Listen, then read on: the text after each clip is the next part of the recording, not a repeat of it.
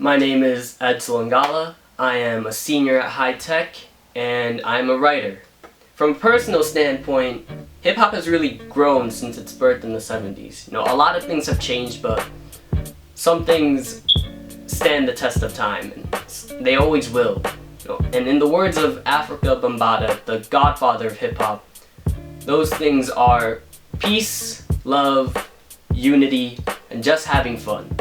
From my own perspective, as a youth involved in the culture, hip-hop is all about, and will always be about, identity.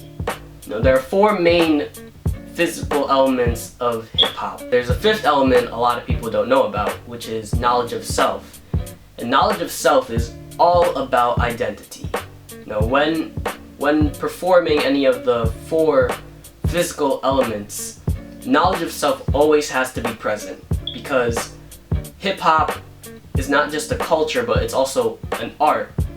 And art is all about identity. Especially when using hip-hop, the art has to be organic and it has to come from within, because it shouldn't be designed or formed to appease anyone. And when using any platform to create art, I think people have to create the art that they want to see. From an educational standpoint, hip-hop actually has a lot to say. And that's because there is a vocal outlet that can be utilized. Chris Emdin, Brian Mooney, Lauren Kelly, they're using hip-hop in the classroom.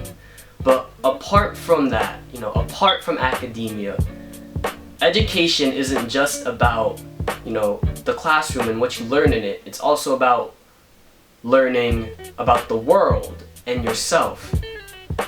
So I think hip-hop can be used to learn about the world and yourself. Hip-hop has no boundaries that it can't face head-on. And I think that's something we have to instill in the youth. For me, 4 years ago, before I was involved in hip-hop, I was a very silent kid. I was afraid of everything the world had to offer. And for me and all of my peers, if we weren't guided by Mr. Mooney through hip-hop and poetry, I think a lot of us would still be voiceless today.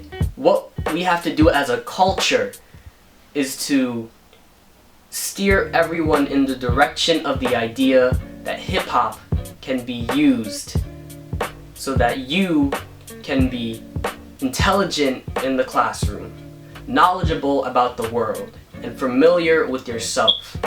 And through that, you can accomplish anything. That's what I think hip-hop is. Knowledge. Shout out to Oogie Woogie.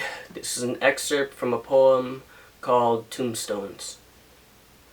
Mike Brown. Let them demonize you for stealing cigarillos. Paint you as a criminal who deserved death and would amount to nothing but a street corner. This isn't the first time, people. Black man is a criminal. White man is disturbed. People of color never became champions of law because America didn't craft it for us.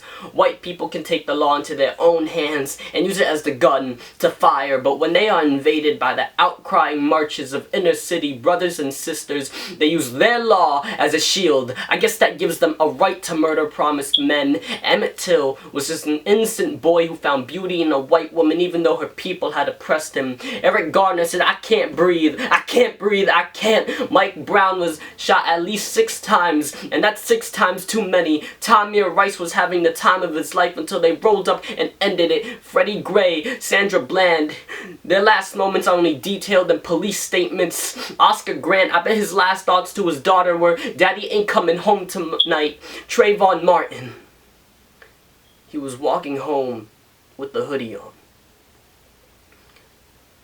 I was raised to believe we lived in a country where all of this had passed, where none of this was possible. Dear America, why is it possible?